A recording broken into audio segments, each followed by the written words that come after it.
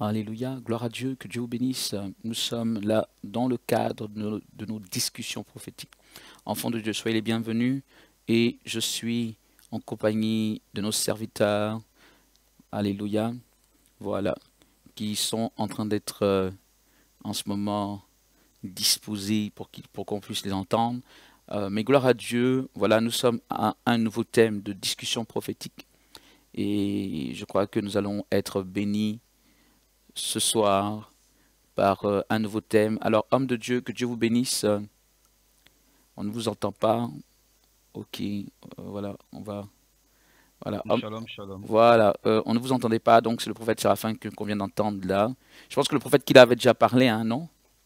Oui, je suis là. Bonsoir. Ah, ok, Shalom à tout le peuple de Dieu et bonsoir au Saint-Esprit. amen, gloire à Dieu. Donc voilà, vous avez entendu, enfants de Dieu, les deux prophètes qui nous accompagnent très régulièrement dans cette émission et nous voulons bénir le Seigneur pour leur vie. Alléluia. Et je crois que comme justement vous êtes nombreux au cours de cette émission, c'est que ce sont des sujets qui sont traités en direction de l'Église et qui vous interpellent, qui vous bénissent. Notre but n'est pas en tant que tel de se faire les critiqueurs publics, mais bon, je ne sais pas quel thème va être abordé aujourd'hui, mais je parle plutôt par rapport aux thèmes qui ont déjà été abordés.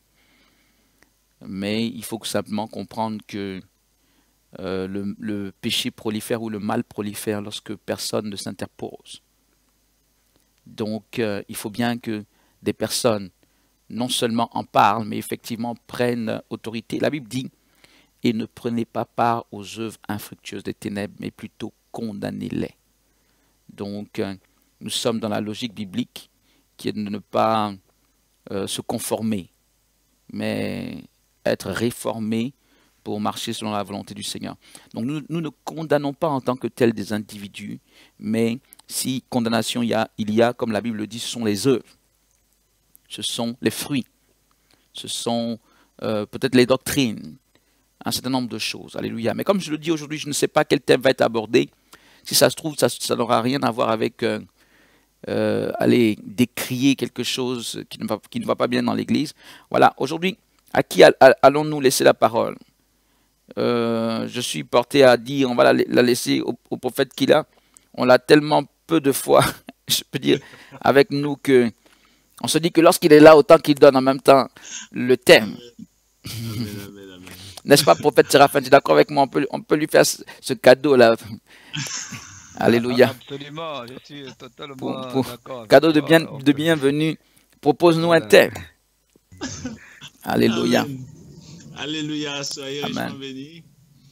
Oui, moi j'aimerais proposer effectivement un thème parce Mhm, que j'ai reçu une prophétie. J'aimerais que sur cette base, la base de cette prophétie, qu'on puisse développer ensemble le thème. mhm. C'est un thème qui va dénoncer encore, hein, mais voilà, Ok. dans un sens un peu plus large. Mhm. C'est le Seigneur m'a fait comprendre que, en fait, nous sommes dans la persécution et que les chrétiens sont en train d'attendre la persécution en pensant qu'ils s'attendent tous au RSID, à tous les puces, les machins. Donc, ils sont tous en train. Oui, C'est intéressant, hein, ce dont tu parles. Ok, la persécution, c'est un thème très intéressant, très important. Et tu dis que les chrétiens s'attendent ils s'attendent beaucoup plus aux questions de puces. Oui, on te laisse continuer. voilà, ils s'attendent à tout ça et puis à une persécution physique où ils vont se retrouver à être attrapés partout et à être mis en prison, Mise à comme mort. du temps des apôtres, comme on l'a vu dans Actes des apôtres. Et en fait, le Seigneur me fait comprendre que mais on est déjà dans la persécution Hmm. et que tout le monde est trompé et que en fait, dans ce pays, par exemple, depuis près de Hmm. 100 ans déjà, nous sommes dans la persécution. Hmm. Et dans plein d'autres pays du monde, tous les grands pays, pratiquement, la persécution est déjà là. Et elle s'est installée de façon insidieuse. Et ce qui permet à Satan de déverser toute sa masse aujourd'hui de saleté, excusez-moi du terme, Mhm. de telle sorte qu'en fait, le chrétien, il naît dans la persécution et il est un peu comme l'Égyptien Il est un peu comme l'Israélite en Égypte. En Égypte. Mm. Voilà, il naît dans l'esclavage et il voit la viande, il ne se rend même pas compte. Donc, quand il arrive dans le désert libre maintenant et qu'il doit manger de la manne, il commence à rouspéter et il veut retourner vers sa viande. C'est un peu le cas du chrétien d'aujourd'hui. Il vit dans la persécution, mais il ne s'en rend même pas compte. Et pourtant, il y a des choses qui ne trompent pas. Oui, et justement, parle-nous-en, puisque tu es en train de nous dire que finalement, cette persécution a commencé et qu'on ne se rend pas compte. Et comme tu parlais de choses insidieuses, eh bien, voilà, ouvre notre esprit sur ce qui pourrait constituer aujourd'hui cette persécution, enfin, ce qui constitue cette persécution et dont on est finalement un peu comme endormi, on est anesthésié à l'intérieur, on ne se rend pas compte que on est en plein là-dedans. On te laisse la parole pour continuer. Amen. Je me baserai d'abord sur ce que le Seigneur lui-même nous dit. Réjouissez-vous dans Matthieu 5, 12. Réjouissez-vous et soyez dans l'allégresse parce que votre récompense sera grande dans les cieux, car c'est ainsi qu'on a persécuté les prophètes qui ont été avant vous. Donc, il nous prévenait, on a plein de versets, on pourra ensuite les citer, mais on a vraiment plein de versets sur lesquels le Seigneur nous mettait en garde contre cette persécution et il nous disait que le fidèle, le disciple ne sera pas plus grand que son maître, le serviteur ne sera pas plus grand que son maître. Tout à fait. Et que ce qu'ils lui ont fait à lui, ben, ils nous feront la même chose. Donc, on a plein de versets où le Seigneur nous prévenait. Donc, je pars d'abord sur cette prophétie que lui-même a libérée sur nos vies. Et ensuite, pour venir à la situation actuelle que nous vivons. Aujourd'hui, la vie chrétienne, on n'arrive plus à la vivre correctement. Quand on cherche une salle, ne serait-ce qu'une salle pour le culte, pour rendre un culte à notre Dieu dans une société comme celle-là, ça devient très compliqué. On est au point où nous n'osons plus parler de Jésus. Quand le musulman ose lui parler de son Dieu, le musulman sans problème va mettre des salles, des minarets partout s'il osait. Il pousse le bouchon à chaque fois. Et il fait des prières dans la rue. Dans les rues, et, il s'habille en djellaba pour qu'on voit bien qu'il est musulman. Il laisse sa barbe bien poussée pour qu'on voit qu'il est musulman. Et il joue complètement le prosélytisme. Bon, ça ne veut pas dire que tous les barbus sont musulmans. Hein? Non, bien sûr. Et que tous les musulmans ne sont pas barbus non plus. mais voilà, il ose affirmer qu'il est. Aujourd'hui, le chrétien, c'est celui qui se cache. Même quand il a une grande église, il va faire en sorte que maintenant, quand il va bâtir son église, quand l'église grandit, il ne mettra plus des affiches dehors parce qu'en fait, il n'ose pas. Donc, il ne sait pas pourquoi il n'ose pas, hein, mais il ne sait pas qu'en fait, il est persécuté. C'est un signe de la persécution. Oui, il est totalement dans la persécution. Quand son enfant va à l'école, le professeur aujourd'hui qui est chrétien va avoir des problèmes s'il veut parler de Jésus. Parce qu'on est dans la persécution. Si même on n'essaie pas de le sanctionner. On va le sanctionner et pire que ça, on a eu l'année dernière dans le centre ici un prof d'anglais qui avait été sanctionné par l'académie justement et qui nous demandait si on ne pouvait pas lui trouver une place dans l'école, le collège qui est ici, le collège chrétien qui est ici. Donc, il a été sanctionné sur cette base-là parce qu'il avait parlé de Jésus. Sur cette base-là parce qu'il a parlé de Jésus à ses élèves. Waouh. Ok. Continue parce que c'est très intéressant comme thème, ce thème de la persécution et surtout pour ouvrir effectivement notre esprit à ce qui se passe aujourd'hui. Parce que comme tu le disais, je le répète, je l'ai dit, mais je tiens à le redire, tu as parlé de ce que c'est insidieux. Disons, ça se manifeste, ça se met tout autour de nous, ça nous entoure, ça nous enlace sans même qu'on se rende compte et on vit en plein milieu de la persécution. Ok, tu vas continuer à caractériser la persécution, mais n'oublie pas que vers la fin, que ce soit toi le prophète Kila ou le prophète Séraphin, vous serez quelque part conduit à nous aider sur comment nous comporter au milieu de cette persécution. Ok, mais déjà la caractérisation de cette persécution nous intéresse. Amen. Je vais laisser si le prophète Séraphin veut prendre la parole. Veut dire quelque chose, ok. Prophète Séraphin, tu as la parole. Shalom, encore rebonsoir à tout le monde, au peuple de Dieu. Et donc, bon, si je peux caractériser Mhm. la persécution, hein, tant on peut, sous une autre forme, Mm. pour aller un peu dans le même esprit que le prophète qu'il a, c'est vrai, il y a les problèmes de salle, mais il y a un autre aspect de la persécution qui revient un tout petit peu à équilibrer par rapport à ce qui va peut-être équilibrer ce que dit le prophète Élisée au début par Mhm. rapport à nos interventions. Ben, il y a une persécution qui est encore beaucoup plus insidieuse. Mm. C'est qui est à l'extérieur de l'Église, mais aussi une à l'intérieur même de l'Église. Il y Amen. a, oui, oui, celle-là aussi, elle existe. Amen. Personnellement, bon, je n'ai pas trouvé pendant que le prophète qui l'a parlé, j'ai essayé de vite, bon, je n'ai pas trouvé de verset biblique qui pourrait peut-être étayer ce que je dis, mais il y a une autre forme de persécution aussi. Hein, il y a une autre forme de persécution, celle que d'ailleurs le Seigneur Il a été a un victime. peu Il, a été victime. il en a fait les frais. Mhm. Parce qu'il y a la persécution, c'est un gros sujet, un grand et gros sujet d'ailleurs. Il y a la persécution qui est à l'extérieur, qui vient de l'extérieur de l'Église, hein, celle qui vient du monde, mais il y a une autre forme de persécution qui est encore plus subtile, plus insidieuse, et qui, je dirais même, fait un peu plus de dégâts d'ailleurs. Hein. C'est la persécution qui vient de l'intérieur de l'Église. La persécution, c'est-à-dire qui émane de ceux qui rejettent la vérité. Sans vouloir t'interrompre et reste sur cette lancée, mais juste pour nous rappeler que, bon, je sais pas, je pense que c'est quand même à propos cela, puisqu'on parle de persécution, beaucoup de choses graves qui sont arrivées à Israël sont arrivées sur la base de ce que Israël a, par exemple, persécuté des prophètes. Je sais que le Seigneur Jésus dira, je vous le dis en vérité, le sang de tous les prophètes que vous avez fait couler retombera sur cette génération-ci. Et naturellement, son sang à lui, Jésus.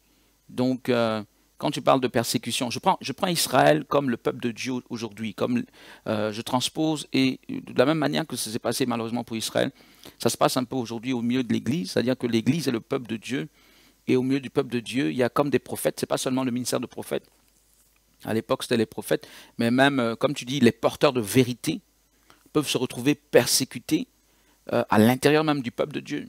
Ok, je te laisse continuer, prophète, vas-y. Exactement, ben, exactement. Que le nom du Seigneur soit béni. Je te remercie parce que tu as transposé, tu as fait le parallélisme adéquat et approprié. Mhm, Ben, donc, juste pour redire ce que je disais, mhm, on a ce type de persécution aussi. Hein, il y a des persécutions dans l'Église, à l'extérieur de l'Église. Il y a des porteurs de vérité qui peuvent être combattus, des ministères, mhm, hein, qui ne sont pas forcément des prophètes. mhm, Ça peut être une église peut être persécutée par une autre ou plusieurs types d'églises. On trouve aussi la... Bon, restons dans le cadre, le cadre qui a été planté par le prophète qu'il a. mhm. Parce qu'il y a aussi des persécutions aussi où parfois il y a comment dire, des gens qui sont individuellement persécutés aussi, ça existe, mais tout en tirant quand même une sonnette d'alarme. Peut-être que, en fait, je voulais le dire un peu à la fin, mais Mhm, bon, vu que ça me vient à l'esprit du coup, mhm, j'aimerais aussi quand même tirer une sonnette d'alarme aussi par rapport à la persécution. Il ne s'agit pas non plus de... On ne parle pas ici non plus comment dire, de folie. Il faut bien aussi mettre les garde-fous parce qu'il y a des chrétiens qui vont, dès qu'ils vont entendre ce thème, ah ben voilà, c'est ce que je dis aux gens, je suis persécuté. Et il y en a qui voient aussi la persécution dans tout et dans n'importe quoi. Voilà. Moi, j'aime bien l'équilibre dans tout ce qui concerne les choses de Dieu. Parce qu'il y en a qui sont dans une forme de phobie, qui prise à la limite même un peu, excusez-moi de le dire, hein, Une un sorte, peu le déséquilibre, une un sorte, déséquilibre une sorte de spirituel, paranoïa. paranoïa, voilà, Mhm. et peut-être en écoutant ce thème, vont se redire, ben voilà, ça je comprends, donc effectivement, je suis persécuté, alors que ici, il ne s'agit pas de cela. On ne parle pas de la persécution, des gens qui voient le diable partout, on ne parle pas de cela, on ne parle pas ça de là. On C'est-à-dire n'est pas là, il faut être quand même, il faut être sain d'esprit, il faut pas sombrer, il faut pas être dépressif et donc voir de la persécution partout, quoi. Parce que ça, c'est l'autre aspect de se dire persécuté, c'est qu'en réalité, c'est nous qui avons des problèmes et on interprète tout ce qui se passe contre nous. C'est ça. Et on dit que c'est la faute des autres. Ouais. Donc il faut, tu as raison, homme de Dieu, il faut, vous avez raison, il faut être équilibré. C'est-à-dire qu'il y a une question d'équilibre quand même dans cette question de persécution. Et il n'en demeure pas moins que la persécution est une réalité. Et Amen. voilà, Amen. et comme le prophète qu'il a en train de le souligner, c'est une réalité bel et bien présente qui nous appuie, je peux dire, euh, qui a sa main sur nous en permanence et c'est assez subtil parce qu'on peut ne pas se rendre compte, on peut s'adapter, on peut faire comme si on s'adapte, alors qu'on vit très mal parce qu'on est persécuté. Moi, j'aurais aimé qu'on continue encore dans cette caractérisation. Homme de Dieu qu'il a, Tout si à tu fait. peux, Amen. ou bien homme de Dieu Séraphin, continuer. Pourquoi? Parce que pour la simple et bonne raison que comme justement on ne se rend pas compte, il faut par certains exemples ouvrir de plus en plus l'intelligence de ceux qui nous écoutent ou voilà le regard de ceux qui nous écoutent sur ces choses. Si Ok. vous avez quelques petits exemples encore pour nous aider à mieux cerner cette persécution. En fait, elle est quand même un peu spirituelle, quoi. Si j'ai bien Mm. compris, elle est plus spirituelle que physique en tant que telle. J'en ai deux. Ok, vas-y, homme du Séraphin. J'ai deux exemples. Par exemple, le prophète qui a parlé des problèmes de salle, ben, les problèmes de compte bancaire. Il y a des églises qui rencontrent des problèmes par rapport à des ouvertures de compte. Moi, Mm. moi personnellement, je l'ai même vécu, ou même, moi, c'est parce on m'a pas dit, je l'ai vécu, où vous ouvrez un compte dans une banque. Je connais une autre église qui l'a vécu, qui était encore beaucoup plus établie que la nôtre. Et la banque vous appelle pour vous demander de reprendre l'argent, sans raison. Sans raison, la banque vous appelle, vous dit de venir reprendre l'argent parce que vous êtes une église, voilà, on ne peut pas. Moi, je l'ai déjà vécu, par Parce que exemple. ce n'est pas comme si vous n'avez pas d'argent, vous avez de Voilà, l'argent en épargne, mais on vous en appelle épargne, tout doucement, on dit bon, allez, venez, sans explication en fait. C'est ce que tu es en train d'expliquer, hein. sans Voilà, il explication. faut bien le dire parce que certains Oui, tu parles de réalité en France par exemple. On veut pas oui, oui. stigmatiser la France, ça peut se faire malheureusement ailleurs, mais tu parles de choses que non seulement tu as vécu, mais tu as été aussi le témoin au niveau d'une autre église. Euh, et comme tu le dis, une église beaucoup plus établie que peut-être un certain Mhm. nombre d'églises, donc une église qui est assez connue, mais qui a eu ce problème sans motif. Tout à fait. L'autre église, ils s'apprêtaient à acheter, ils étaient locataires. Donc, ils avaient conduit plus établi, c'est que c'est une église Oui, oui, bien établie, oui. avec de bons moyens. Ils n'avaient aucun problème dans la gestion. Mais justement, on les appelle. Et eux, je pense que le motif, bon, d'après ce que m'a dit la personne qui était un interlocuteur du gestionnaire, c'était, bon, ce qu'on lui a on leur a plus ou moins fait comprendre que vous avez trop d'argent. Alors que justement, pour acheter, il faut bien qu'on présente un compte solvable et crédible. Donc, ils voulaient demander un prêt pour acheter. Au moment où ils voulaient demander à leur banque, où ils étaient depuis longtemps, ben, la banque les appelle pour dire nous fermons votre compte. Voilà. Dis Ce donc. sont des. Voilà. C'est-à-dire ce sont les deux extrêmes, hein. Voilà. D'une part, on t'empêche, D'ouvrir. non, mais c'est une réalité.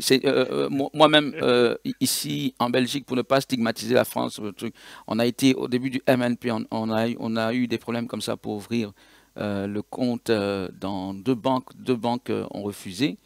Au départ, ça marche bien. Après, on vous appelle et on vous dit oui que on vous donne même pas d'explication en fait. Pour une raison, je sais pas moi, lambda, bon, voilà, on peut pas ouvrir votre compte, ceci, cela. Et tu tombes des nues parce que c'est qu'à l'examen, ils se rendent compte que c'est une organisation religieuse et peut-être que ça les intéresse pas, je sais pas. Et finalement, c'est la troisième banque qui a accepté. Et c'est pour dire que quand tu me dis ça, ça m'a rappelé ce qui s'est passé il y a quelques années. Donc il y a les deux extrêmes, soit on t'empêche finalement d'ouvrir un compte, ou soit effectivement tu as ouvert le compte. Encore c'est encore plus extraordinaire. Tu as voilà, genre pour dire que vraiment le monde n'aime pas que les églises prospèrent un tant soit peu. Pour ouvrir un compte, parce qu'on sait que le compte est quand même important pour les transactions financières de nos jours, quelque part on te bloque, et même quand tu as de l'argent et que tu as pu économiser quelque chose, finalement on ne se réjouit pas. Ça devrait être tout le contraire de la banque, en principe, non? Qu'il y ait une grande épargne au sein de la banque, je pense qu'en principe il ne devait pas s'en plaindre, mais c'est pour dire que la persécution dépasse ces considérations, n'est-ce pas? Ok, tu parlais de deux exemples. Il y avait quelque chose d'autre? C'était ça, hein? Un dernier exemple, en fait, qui va nous rappeler un peu la persécution des chrétiens autrefois qu'on rassemblait avant de les jeter dans les arènes pour les faire massacrer par les gladiateurs. Hmm. Mais en fait, aujourd'hui, par exemple, en France, il y a un système qui est très, très, très subtil et beaucoup de chrétiens ne l'ont peut-être pas remarqué. D'une part, il y a l'opposition au niveau de l'acquisition des salles et quelque part, quand vous arrivez à trouver une salle, si vous remarquez bien, il y a une forme de concentratisation. Je ne sais pas si ce mot existe. Permettez-moi ces néologismes. Hein. Mhm. Il y a une forme de concentratisation des églises qui est faite volontairement par les systèmes. Hmm. Et On vous regroupe tous quelque part. on vous regroupe quelque part et très souvent, on vous regroupe dans des zones à forte population immigrée, comme pour que vous ne impactez pas d'autres populations.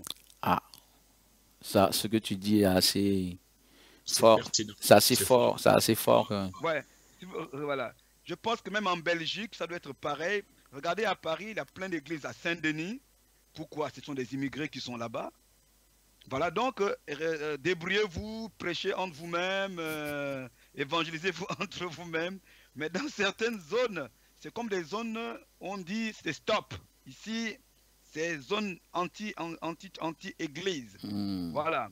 Il y a Donc, des donc, donc, endroits donc, où on donc- ne veut pas. donc les promoteurs immobiliers ou même les propriétaires immobiliers se font forts dans certaines zones de ne pas céder leur local pour des églises.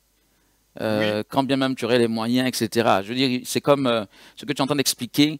Dis-moi si je me trompe, mais c'est un peu comme si c'est un mot qui s'est passé sans que finalement c'est sous-entendu, quoi.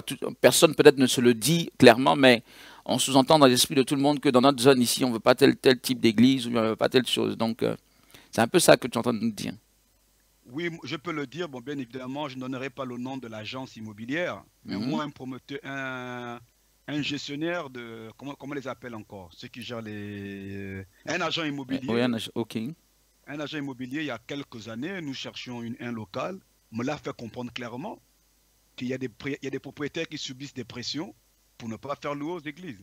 Ça, je le dis, parce que c'est moi qui m'occupais de chercher des locaux dans ce mois. Ouais, Pour ouais, moi, pour l'ancienne voilà. assemblée. Et, voilà. Et l'agent immobilier, voilà, un grand, voilà, me l'a fait comprendre clairement, mot pour mot. Ils Oui, reçoivent des pressions éventuellement des bon, élus locaux, des élus locaux, voilà ce que je veux dire, des maires, etc. tout à fait. À Ok, une époque, bon, je ne dirais pas exactement pour ne pas, voilà. À une certaine époque, ici en France, il y a eu une époque où c'était, voilà, c'était très, très réel. ok. Homme de Dieu qu'il a. Voilà, bon, enfant de Dieu, c'est moi qui ai appelé qu'il y ait des exemples. Je pense que là, voilà, c'est assez clair. Il n'y en a pas besoin de faire un dessin, tu comprends bien. Tu as le tableau devant toi, tu sais. Mais c'est très subtil parce que tout ça, tu n'entendras personne le dire comme ça. C'est tout comme, voilà, on parle de choses insidieuses. C'est ça en réalité. Ok, homme de Dieu qu'il a, on revient à toi. Si tu as encore quelques Amen. exemples, etc., ou continue de développer selon ce que tu ressens. Oui, oui, je voulais rebondir tout à l'heure sur ce que disait le prophète Séraphin à propos du verset concernant la persécution intérieure, Mhm. pour aussi parler un peu de Galates 3:1 par exemple. Il disait aux Galates insensés, qui vous a fasciné, vous, aux yeux de qui a été dépeint Jésus-Christ crucifié. Mhm. Et donc, j'apprends. Voici mais seulement que je veux apprendre de vous, est-ce qu'en pratiquant la loi que vous avez reçu l'Esprit ou en écoutant avec foi? Donc, Mhm. on voit des enseignements qu'on leur amène derrière, des faux enseignements qui viennent diluer le message, qui viennent amener des problèmes dans l'Église. Il y a d'autres messages que nous avons aujourd'hui qui sont de l'ordre de la persécution. Le diable met en place des agences sataniques qui vous enseignent de ne pas donner la dîme, par exemple. Il faut savoir que ce sont les mêmes, vous remarquerez, qui sont là pour vider les églises. Ce sont ceux qui vous disent il n'y a pas l'église bâtiment là, qui sont en train de critiquer l'église bâtiment. Pourtant là où ils sont assis là, en train de parler de l'église bâtiment, c'est un bâtiment. Mais c'est pas tout. Ce sont les mêmes qui vont appeler des gens à réunion dans un bâtiment. Hein? Ce n'est pas en plein air, parce qu'ici, l'hiver, ils ne le font pas, ils savent très bien. Donc, ils vont être dans un bâtiment où ils vont réunir 2000 personnes, où ils vont être là à monter d'autres systèmes pour inquiéter les enfants de Dieu. Comme ces enfants de Dieu ne veulent pas donner leur dîme et que leur conscience n'est pas en paix. Maintenant, quand ils arrivent sur place là-bas, qu'est-ce qui se passe? Ils donnent de grosses offrandes, puisque les offrandes, ils peuvent les donner. Ils vont donner des offrandes qui vont dépasser leur dîme et ils ne seront pas bénis. Et en plus, derrière, ce qui va se passer, c'est qu'on leur vend des livres, on leur vend des CD, on leur vend des trucs, et puis ils partent avec toutes ces malédictions-là, avec tous ces mauvais enseignements qui vont traîner chez eux, jusqu'à ce qu'ils se retrouvent complètement dans la disette pour comprendre qu'on les a complètement perdus et paumés, qu'on les a trompés.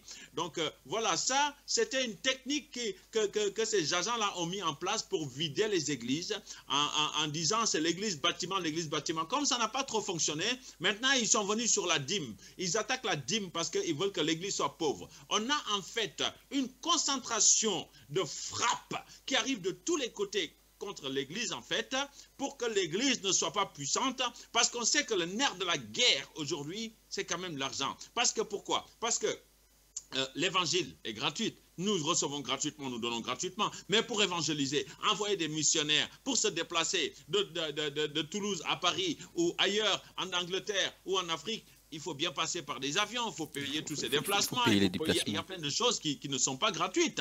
Voilà. Et donc, la technique est simple, c'est de vider complètement l'église de sa substance, c'est de vider complètement l'église de sa puissance, c'est de vider l'église de ses ressources afin que l'église ne puisse pas avancer. Il y a toutes ces techniques qu'on met en place. Il a parlé des comptes bancaires. Oui, s'il n'y a pas de compte bancaire, comment l'église peut-il se retrouver dans un système correct où il va avoir des comptes corrects comme tout le monde, où il va, parce qu'il a un compte bancaire et qu'ils peuvent tenir une comptabilité rigoureuse, correcte, et qui lui permettra demain de pouvoir emprunter au niveau de la banque pour acheter. Tout ça, c'est pour que l'église n'achète pas. C'est pour que lors de la persécution, les propriétaires, on leur dit, vous les videz, ils vont les vider sans procès. Parce que tout simplement, les gens n'ont pas acheté. Je continue à dire aux gens, achetez, achetez, achetez. Arrêtez de louer, achetez. Pourquoi? Parce que tout simplement, quand la persécution, je disais quand la persécution sera là, je ne savais même pas qu'elle était déjà là, parce que le Seigneur me dit, la persécution est déjà là.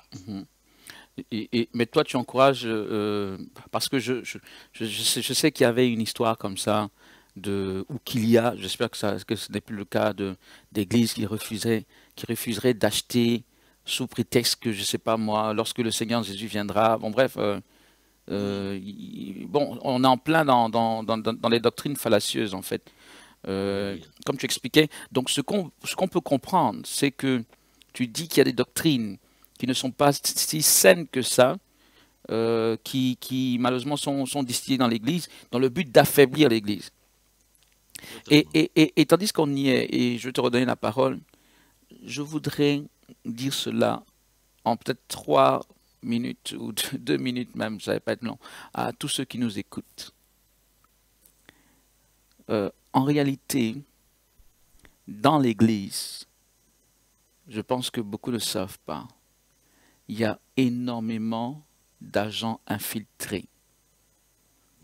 C'est-à-dire que tu vois un compte Facebook, tu vois quelqu'un qui poste des messages de Dieu, un compte YouTube, ces personnes font des commentaires soi-disant de Dieu. Mais ce qu'il faut savoir, c'est qu'il y a beaucoup d'agents du diable et de sorciers au sein même de l'Église. Et lorsque tu te vas sur le profil de la personne, qu'est-ce qui peut te faire savoir qu'elle est sorcière? Tu ne peux pas savoir. Mais elle va dans ses commentaires, elle va dans ses insinuations, elle va tout faire pour décrier la vérité, pour conduire les gens dans l'erreur. Et aujourd'hui, beaucoup de chrétiens sont influencés par tout ce qu'ils voient. Ils voient un commentaire, il est influencé, etc. Si vous ne savez pas, beaucoup de gens vont vous envoyer dans le décor, là où l'ennemi veut que les gens soient. Parce qu'il y a beaucoup de faux. Je ne parle pas de faux prophètes actuellement, ni de faux docteurs, ni de faux pasteurs. Je parle de faux chrétiens. Ils sont cachés derrière des profils Facebook, des comptes YouTube, tu ne peux pas le savoir. Ils ont toutes les caractéristiques extérieures du chrétien authentique et pourtant ce sont des agents de l'ennemi. Donc, vous qui, dès qu'on fait un commentaire ou on fait ceci, vous suivez comme ça, faites attention. parce que vous voyez un profil, ah, c'est que c'est un bon chrétien, etc. Lorsque l'homme de Dieu parlait, par exemple, de la dîme, etc., tous ces débats que l'on voit aujourd'hui sur Internet, avec de ces commentaires virulents, tout ça. Mais les gens, c'est l'ennemi derrière cela, je pense que j'ai dépassé mes 3 minutes, il s'attaque à tout ce qui rend l'Église forte, pour au maximum donc affaiblir l'Église. Et beaucoup de chrétiens sont dedans. Eux, si on leur dit effectivement, on ne paye pas la dîme, il est content. Si on lui dit, pas de délivrance, parce qu'il y a le jeûne et la prière, tout ça, il est content, il ne veut pas jeûner et prier, etc. L'ennemi prend le contre-pied de tout ce qu'il faut et il conduit beaucoup de chrétiens, parce que les chrétiens suivent les commentaires et aussi se mettent dedans. Ils voient quelqu'un qui commente comme ça, ah, c'est ce que je disais, c'est ce que je croyais. C'est pas ce que tu disais, ce que tu croyais, c'est l'ennemi qui te poussait à ça et c'est l'ennemi qui est dans cette personne pour te conduire véritablement dans l'erreur. Donc, je voulais simplement dire qu'il faut faire attention et qu'il ne faut pas, il faut rester vraiment dans la vérité que Jésus-Christ nous donne. Et moi, je me rends compte aujourd'hui, pour rebondir un peu sur ce que l'homme de Dieu qu'il a disait à propos des églises, bâtiments, etc. Il y a de grandes doctrines comme ça que les gens véhiculent aujourd'hui qui sont complètement fausses. Pourtant, ces doctrines, si tu les examines un peu, tu vas trouver qu'elles se tiennent, parce qu'elles sont appuyées par des versets bibliques. Maintenant, il ne faut pas oublier que le diable a utilisé des versets pour approcher Jésus. Donc cela se tient. Mais il y a une chose qui est claire, c'est que les gens peuvent avoir parfois la parole, comme on dit, mais ils n'ont pas la vraie révélation, ils n'ont pas la révélation, ils n'ont pas le Saint-Esprit, la vérité du Saint-Esprit. Toi, chrétien, si tu cherches avec un cœur sincère la vérité, Dieu se révélera à toi. Si par contre, dès que quelqu'un commente quelque chose ou donne sa doctrine, ça fait écho à quelque chose de charnel en toi, donc tout de suite tu es content parce qu'on dit ne fais pas ça, ne fais pas ça, tu avais des problèmes. Et il y a beaucoup de gens qui ont des problèmes avec les offrandes ou avec les dîmes. Dès le moment où il y a quelqu'un qui dit « Oh, vous les pasteurs, vous aimez trop l'argent », voilà, il est content. Parce que c'est ce que lui aussi, il avait des problèmes pour payer, donc il s'engouffre dedans. Il s'engouffre dedans. Et beaucoup font ça.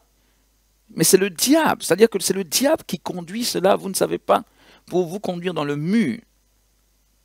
Bon, bref. Moi, je referme cette parenthèse-là, mais c'était pour rebondir sur ce que l'homme de Dieu qu'il a pouvait dire. Ce que je disais au début, et je voulais m'en tenir à ça, le Seigneur m'a donné des yeux spirituels. Je n'en parlerai pas beaucoup. Mais j'arrive à voir certaines choses dans l'Église, d'une manière générale, ou dans les églises, etc., que beaucoup ne voient pas. Et moi, Élisée Kouakou, je te dis qu'il y a beaucoup d'agents infiltrés dans les églises. Oui. Ok? C'est tout ce que je peux dire. Oui. Si le Seigneur te donne mes yeux, tu serais d'accord avec moi. Mais si tu n'as pas ces yeux aussi, tu vas prendre tout le monde pour chrétien authentique. Et les gens vont t'envoyer dans l'erreur. Ce sont des agents du diable. Ok. Homme de Dieu qu'il a, on te redonne la parole. Amen. Donc, pour compléter ce tableau, donc c'est bien vraiment que le prophète Séraphin ait parlé de l'ennemi intérieur. Là, on parle de l'ennemi extérieur. On voit des concentrations. J'ai comme une image où je vois vraiment l'Église comme une personne qui est là et des flèches qui sont de tous les côtés autour de lui qui l'environnent, quoi. Et ces flèches sont envoyées de tous les côtés parce que cette persécution dans les pays musulmans aussi, on voit combien les chrétiens sont persécutés. Tout à fait. Ça, on est dans le dur. On est vraiment des gens qui se font décapiter, des gens qui se font pendre et qui sont avec le sourire parce que des Étienne qui se font pendre, des martyrs et qui sont filmés et qui sont photographiés. Et on voit aussi, par exemple, dans des pays comme aux États-Unis, on a vu ce qui est arrivé il n'y a pas très longtemps, des gens qui rentrent dans des églises et qui vont tirer sur tout le monde. On a vu ce qui s'est passé aussi en Égypte, dans les églises chrétiennes. Oui, tout à fait. Donc voilà, et on voit aussi en France des choses incroyables. C'est que on a quand même l'église catholique, le prêtre, la Grande Babylone, qui étant implantée depuis des siècles et des siècles, maintenant essaie de faire complètement de l'ombre à tout ce qu'ils considèrent comme une forme de concurrence derrière. Il faut en parler. c'est une réalité. Ils sont de connivence avec les préfectures, les machins, ils fonctionnent tous ensemble comme ça, parce que bon, ben, de tout temps, on sait que les agents de renseignement, l'Église a été quand même une force de renseignement pour l'État, à un moment donné, où les gens venaient confesser leurs péchés et ne comprenaient pas comment ils se retrouvaient du jour au lendemain des enquêtes qui faisaient ressortir les choses quand ils pensaient que tout était réglé. Donc, aujourd'hui, cette force, cette puissance est encore là et fait que quand vous vous installez quelque part, je peux vous dire que ces gens-là ont quand même leur mot à dire de façon officielle. Hein. Il faut savoir que la préfecture, quand j'étais dans le monde, quand j'étais dans la politique dans le monde, ben, la préfecture faisait appel toujours aux prêtres et à l'imam. Il n'y avait pas de pasteur. Hein. C'est comme ça. Hein. Jusqu'aujourd'hui, s'il y a un problème religieux, on fera toujours appel au prêtre local sur place et puis ou à l'imam. Hein. Voilà. Et ces deux forces-là aussi sont en train de jouer contre la véritable Église de Christ. Hein, c'est des persécutions, tout ça. Tout à fait. Justement, pendant qu'on est en train de caractériser tout ça, forcément, tu as parlé de ce qu'on se retrouve au milieu de tellement de flèches, et je crois que beaucoup peuvent comprendre ce dont on parle. Que peut-on faire dans une telle disposition? Qu'est-ce qu'il nous faut faire? Est-ce que la persécution est-elle une fatalité? Et quand bien même elle ne diminuerait pas, qu'est-ce qu'on peut faire pour avoir quand même la victoire, tenir ferme comme la Bible pourrait le dire? Qu'est-ce qu'on peut faire? Je prends la parole ou je laisse au prophète Séraphin? Au prophète Séraphin, si tu veux, on peut te donner la parole. Est-ce que tu as quelque chose à répondre par rapport à ça? On redonnera la parole au prophète Kila. Que pouvons-nous faire au milieu de la persécution? Au milieu de toutes ces flèches? Ben, je peux la lui laisser parce qu'il était sur la lancée. Il était sur la lancée, ok. Ok, homme de Dieu, Kila, vas-y. Alors, moi, je pense qu'il y a deux solutions. Il y a la solution physique et la solution spirituelle. Il y a d'abord la solution spirituelle, effectivement, la solution physique. Ok. Et je vais faire les choses à l'envers. Je vais commencer par les solutions physiques. Parce que les solutions physiques sont aussi les choses que le Seigneur nous donne comme conseil. Hein? Je pense qu'il faut vraiment qu'on arrive à mettre une banque chrétienne en place. Dans chaque pays, il faut qu'on ait une véritable banque chrétienne. Ok. Il faudra prendre en charge les églises. Autre chose, des révélations que Dieu m'a données, il m'a dit qu'on arrête de faire des associations loi 1905. Parce qu'il ne faut pas oublier que la loi 1905, elle est faite pour tuer l'Église. Et toutes les associations ecclésiastiques sont à base de loi 1905. Donc, c'est eux-mêmes qui donnent l'épée au bourreau et ils posent leur tête au niveau de l'autel pour qu'on leur tranche la tête. Il faut que tu expliques, bon, parce que effectivement tout le monde, soit n'est pas en France ou même ne comprend pas forcément les nuances que tu vas faire entre loi 1905, que tu vas évoquer une autre loi. Il va falloir que tu expliques quelles sont les nuances. Qu'est-ce que, voilà, les avantages, désavantages. Les associations, les associations culturelles, toutes les associations que l'État est même prêt à financer sans problème. Et ils ont mis 4 ans plus tard les lois 1905, la séparation de l'État et de l'Église. Et ils ont séparé le spirituel et le séculier. Et à partir de ce moment-là, le chrétien n'a plus son mot à dire dans la sphère publique, alors qu'en fait, il n'y a rien qui doit l'empêcher de prendre la parole dans la sphère publique. Et c'est comme ça que nous nous retrouvons complètement enfermés dans une espèce de prison et on nous oblige en fait, on fait choisir cette loi à tout le monde et les gens montent leur association sous forme d'association cultuelle et l'association cultuelle est soumise à la loi 1905 de séparation de l'Église et de l'État.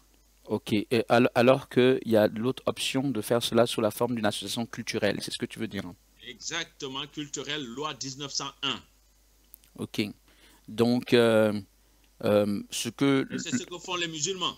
Ouais, voilà, ce que l'homme de Dieu qui est en train d'expliquer, c'est que Il y a naturellement celle de 1901 est sortie donc avant celle de 1905 et celle-ci était qu'une loi par rapport aux associations d'une manière générale et après il y a eu cette séparation. On a mis un peu les cultes d'un côté et finalement tout le reste de l'autre. Finalement pour peut-être pour mieux museler les cultes. C'est ce que tu veux, Exactement. c'est ce que tu veux nous faire comprendre et que Oui, et que curieusement tu expliques que tout ce qui est même mosquée, tout ça, ils ont, je sais pas si on va dire, ils ont compris l'histoire. Ils ne se répertorient pas par rapport à la loi de 1905, donc association culturelle, mais ils se mettent plutôt du côté de l'association culturelle. C'est ça, hein. c'est ça. C'est-à-dire qu'ils mettent, Exactement. ils font une petite librairie à côté là, et puis bon, ils disent, ben voilà, c'est une association Ah, culturelle. On met la mosquée, on met la librairie à côté, exactement. et on dit c'est une association culturelle.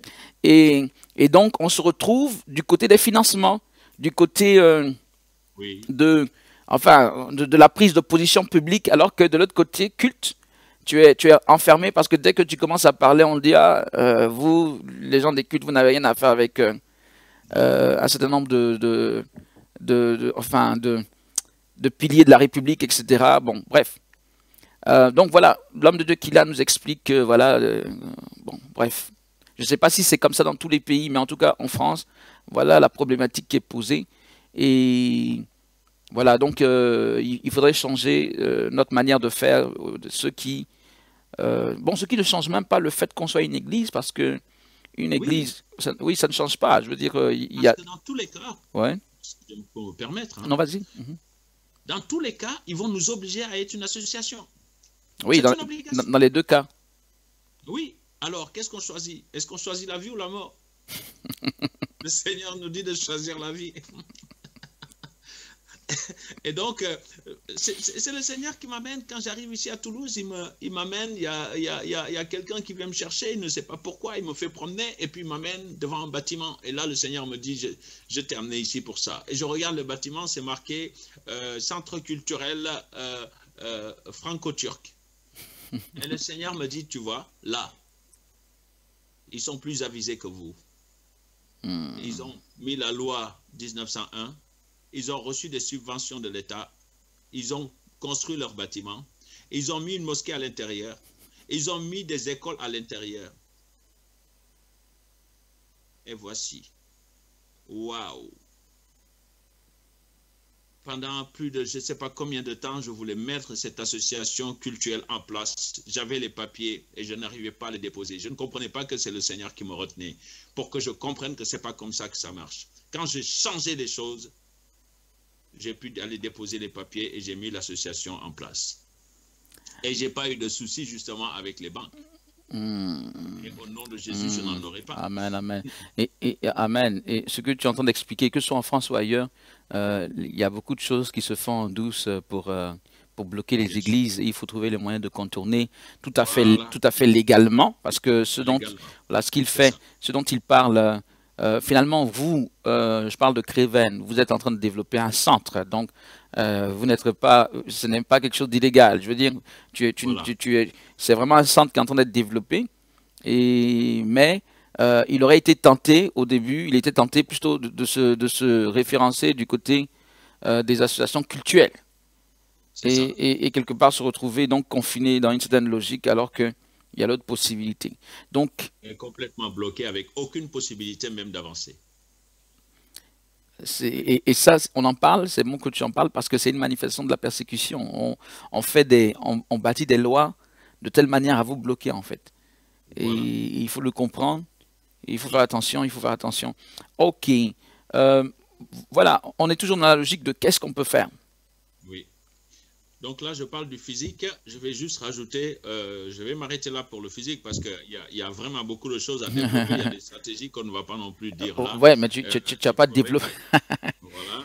Parce Amen. qu'il faut quand même que c'est pas que des chrétiens qui sont en train de nous écouter, hein. Vous doutez bien. On est dans une émission publique. Mais Et donc, il y a même l'ennemi qui nous écoute aussi. voilà.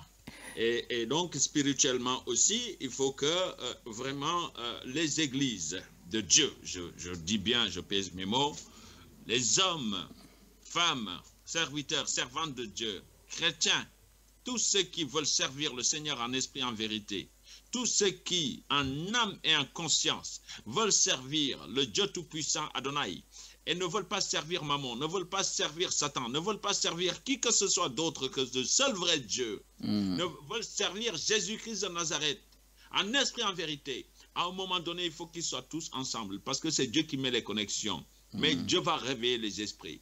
Dieu va réveiller les esprits. Dieu va réveiller les esprits, afin que toutes ces âmes se tournent exactement vers le même lieu. Ils vont se tourner vers les hommes de Dieu qui, eux, seront déjà en connexion les uns avec les autres pour marcher ensemble dans la vérité. Et c'est comme ça que ces âmes-là les rejoindront. Ces âmes-là les rejoindront pour qu'ils marchent tous ensemble. Mais nous devons rentrer dans une véritable intercession. On a intercédé pour la nation. On a intercédé... Mais c'est le temps d'intercéder maintenant contre cette persécution. Parce qu'il faut que Dieu nous donne des stratégies. Il faut que Dieu nous donne un calendrier. Il faut que nous voyions les choses arriver. Il faut que nous les voyions arriver et que nous les anticipions. Parce qu'être prophète aussi, c'est ça. Et Dieu nous a donné tout ça. Être prophète aussi, c'est ça. Tout à fait. Tout à fait, tout à fait, tout à fait. Les stratégies spirituelles que Dieu nous donne pour contourner cette persécution qui est en train d'être mise en place. Ça, tu l'as dit, c'est l'un des rôles des prophètes. C'est là où, finalement, Dieu nous attend. Vous voyez, on parle de certains peuples que des gens, parfois des dictateurs, endormaient la conscience de ces peuples, peut-être en les mettant dans la musique, en les mettant dans un certain nombre de choses, pour ne pas qu'ils se rendent compte de la réalité. Et par là, on pouvait mieux les manipuler. Aujourd'hui, il faut faire attention à l'Église qui est dans les choses superficielles et qui ne se rend pas compte qu'elle est parfaitement manipulable par ceux qui dictent ces lois. Ce que je veux dire, c'est que tandis que le pasteur ou le prophète ou qui que ce soit est en train de chercher, je ne sais pas moi, une belle voiture ou des beaux habits, il est en train de prêcher là-dessus, l'Église est en train d'être conduite dans le mur. Et on ne se rend pas compte. Donc, il faut que nous soyons beaucoup plus profonds. Je le dis pour rebondir sur ce que l'homme de Dieu disait. Nous, les prophètes, et d'une manière générale, l'Église doit être nettement plus profonde pour discerner les choses qui se passent actuellement en France ou ailleurs. Homme de Dieu, Séraphin, on te redonne la parole. Nous sommes à 2-3 minutes de la fin. On te redonne la parole. Alors, moi, je veux aussi commencer par la chose, une proposition physique. Je crois que le spirituel a déjà été tout dit. Et enfin, on peut encore dire d'autres choses, évidemment. Parce que la persécution au niveau de l'Église, elle ne concerne pas que les pasteurs, les prophètes, les docteurs évangélistes. Mais cette persécution s'étend sur les chrétiens et même jusqu'aux enfants. Donc, voilà, donc même jusqu'aux enfants. Ouais, Nos enfants, dans les écoles, tout ça. Dans les écoles, nos enfants sont aussi persécutés puisqu'ils viennent à l'église. Énormément. Ils entendent l'évangile et lorsqu'ils vont à l'école, ils entendent une autre manière de penser qui est totalement antagoniste, qui est en abomination par rapport à ce que nous leur enseignons. L'un des moyens pour contourner cela aussi, c'est de créer des écoles chrétiennes aussi. Ok, j'ai cru que tu allais dire petit enfant de TV, mais j'ai mal calculé. Bon. Non, ok, oui, des écoles. Des écoles, tout à fait. Voilà, des écoles, des médias, où voilà, bon, il y a les médias aussi, les écoles chrétiennes où nos enfants seront en phase avec ce qu'ils entendent à l'église, à l'école du dimanche ou à l'école du dimanche, tout à fait. Et ce qu'on pourra leur dire à l'école. Parce que voilà, aujourd'hui, ceux qui sont véritablement des chrétiens authentiques, qui instruisent leurs enfants sur la parole de Dieu, souvent ils ont des retours de leurs enfants quand ils reviennent de l'école. Notamment aujourd'hui, avec tout ce qu'on enseigne aujourd'hui aux enfants, par exemple sur le fait d'accepter certaines choses, hein, comme l'homosexualité, des choses, voilà, bref. Donc c'est gravissime.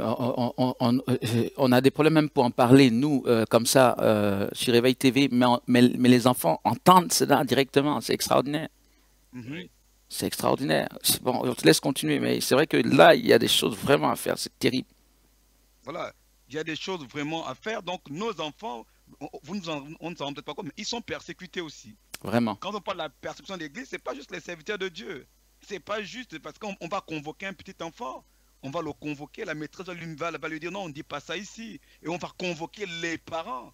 Pourquoi votre enfant a dit ceci? C'est une forme de persécution. Donc, pour éviter que ces enfants-là ne soient persécutés, ne soient déstabilisés, ça peut créer de la déstabilisation dans la vie de cet enfant. Tout à fait. Voilà.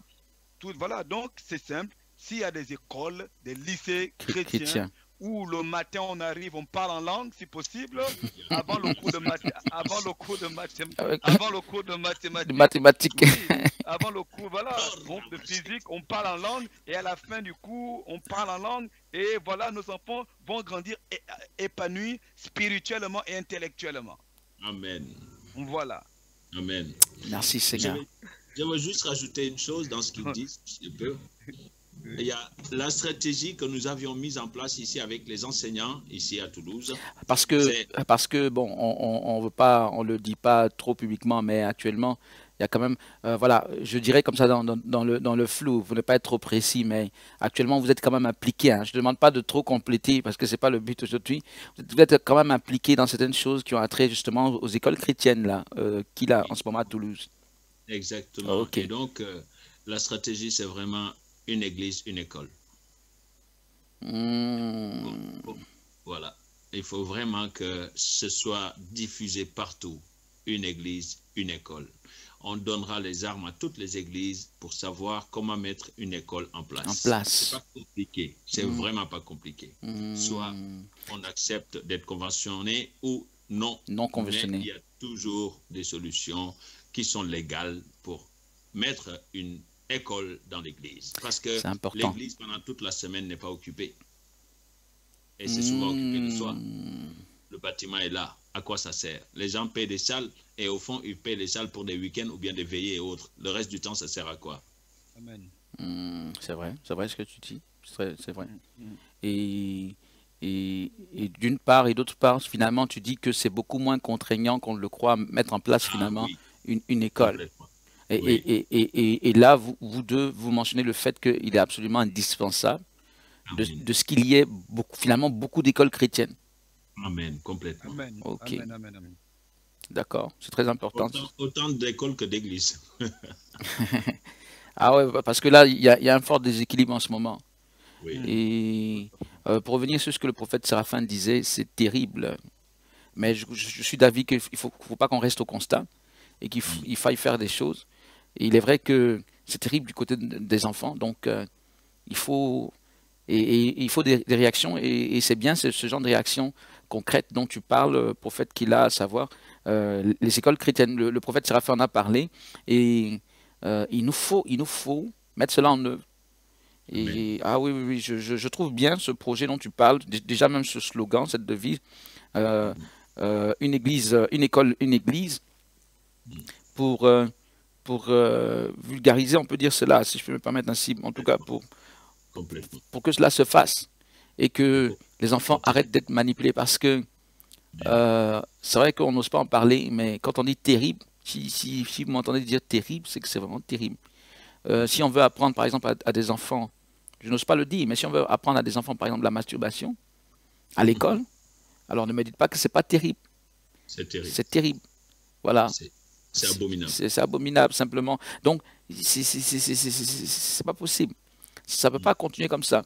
Donc forcément il faut agir et réagir, et que le Seigneur, moi ce que je peux te dire, tandis qu'on est au terme de cette émission, que le Seigneur nous aide, que ce dont on a parlé, et surtout, je peux dire même vers la fin, ne reste pas genre un simple message. Je bénis Dieu déjà pour le pas que vous avez fait donc du côté de Toulouse, à vous impliquer dans l'éducation, dans cet aspect donc des écoles chrétiennes. Je bénis Dieu également pour ce que tu as formulé comme devise. Je dis, ma prière, c'est que en effet, concrètement, cela se répande, concrètement, cela se fasse. Je sais qu'on ne peut pas tout faire, mais il y a des choses qui sont indispensables. Et si ce n'est pas nous, on peut être au moins les motivateurs d'autres personnes à le faire. Parce qu'il faut que les gens le fassent.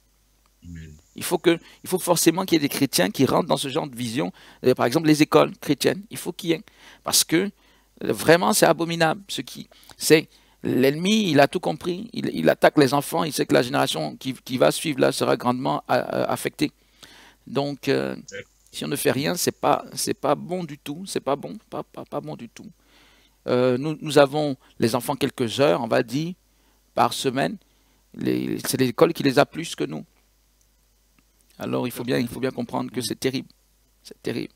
Tout à fait. Ok, Tout à fait. nous sommes, c'est un thème très important, très intéressant, comme l'homme de Séraphaël l'avait souligné, vaste, etc. Et mais on est obligé de surseoir, on est obligé donc de nous arrêter là. Le Seigneur peut-être nous conduira encore dans ce thème une prochaine fois. Mais comme je le disais, enfin, je pense que l'heure est à prendre des actions, l'heure à aller dans les actions concrètes. Amen. Donc l'homme de Dieu a parlé de banque. Encore, l'autre homme de Dieu a parlé d'école et renchéri par voilà qu'il a également. Donc ce sont des choses comme ça dans lesquelles il faut rentrer. Bon, maintenant les aspects spirituels, écoutez, on est dedans, hein, les prières, l'intercession, ne pas se laisser aller, on est déjà dedans. Mais je pense que maintenant il faut qu'on bascule du côté des choses très concrètes qui vont changer de manière effective la face d'une nation. Que Dieu nous soutienne. Vous voyez que les réveils, c'est pas de la blague, enfant de Dieu. Voilà, je parle maintenant à tous les partenaires de réveil, c'est pas de la blague. Le réveil, c'est pas seulement des prières, etc. À un moment donné, il faut poser des actes. Amen. Que le Seigneur nous aide, que le Seigneur nous conduise. Amen. Nous croyons que tout Amen. ça, c'est la Amen. volonté du Seigneur et qu'il nous donne la force de pouvoir le faire. Homme de Dieu, merci pour, on va dire, cette main d'association pour conduire cette émission. Que Dieu vous bénisse. D'ailleurs, Amen. pendant qu'on y est, dans une semaine, et quelques poussières, on est ensemble. Donc, autant le dire à tous ceux qui sont connectés. On est ensemble la semaine prochaine, tous les trois, le samedi 18 novembre, pour une conférence de feu, une conférence de mobilisation, non celle de novembre. On est également ensemble à partir donc de lundi, donc dans quelques petits jours pour le début du jeûne, qui va se tenir en France du côté du Centre Tabernacle David, donc avec le prophète Séraphin, à partir du lundi. On va dire l'apothéose, ce sera certainement le samedi dans la conférence de mobilisation.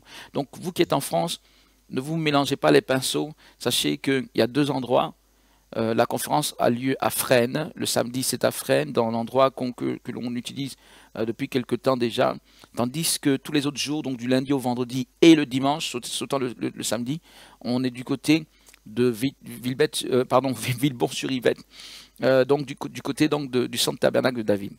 Ok, les informations, les adresses, les horaires sont sur des affiches qui sont sur le site du ministère, sur Facebook. Et n'hésitez pas aussi, si vous voulez des informations supplémentaires, à nous contacter avec nos rubriques contact. Alléluia. On se fera fort pour nos prochaines mobilisations de mettre quelques petites affiches un peu à l'extérieur des enceintes donc, où on se réunit, Oui. parce que la remarque nous a été faite. Et c'est vrai que apparemment aux dernières conférences, lorsqu'on est à l'intérieur de l'église, lorsqu'on est à l'intérieur de la salle, comme elle est un peu en profondeur quelque part, de l'extérieur, on n'arrive pas à savoir qu'il y a quelque chose qui se fait là. Et les gens viennent, le portail est fermé, ils repartent. Donc il y a eu cette remarque qui nous a été faite. Alors on mettra des affiches pour mieux guider les gens. Mais il y a un numéro de téléphone sur les affiches, notez-le. Dès qu'il y a un souci, appelez ce numéro pour qu'on puisse éventuellement venir vous chercher. Ok, homme de Dieu, je pense que tout a été dit. Que le Seigneur nous bénisse, portez-vous à merveille, que la grâce de Dieu surabonde avec nous. Amen. Et voilà, nous disons véritablement tous ensemble pour le réveil. Je crois que par la grâce de Dieu, un de ces quatre, je serai aussi à Toulouse. Amen. L'homme de Dieu qui l'a m'a tendu la perche. Donc on est en train de voir, je pense que ce sera peut-être pour 2018. Amen. À Toulouse. Pour une semaine aussi de réveil du côté. Donc on vous informera un peu tôt, tous ceux qui sont dans le sud de la France, qui ont donc quelques difficultés parfois pour nous rejoindre à Paris lorsqu'on fait les mobilisations. Je pense que vous serez servis. C'est à Toulouse, donc vous pourrez, voilà, les gens de Marseille, Toulon, voilà, nos partenaires qui sont dans ces zones, vous pourrez rejoindre facilement. Voilà. Montpellier, Bordeaux, bref, ça fait quand même quelques distances, mais c'est beaucoup plus proche que Paris, n'est-ce pas? Donc vous pourrez nous rejoindre là par la grâce de Dieu. Ceci étant, que Dieu vous bénisse tous ensemble pour le réveil, je l'avais dit, et à très très bientôt pour les discussions prophétiques et même la soirée prophétique demain. Shalom.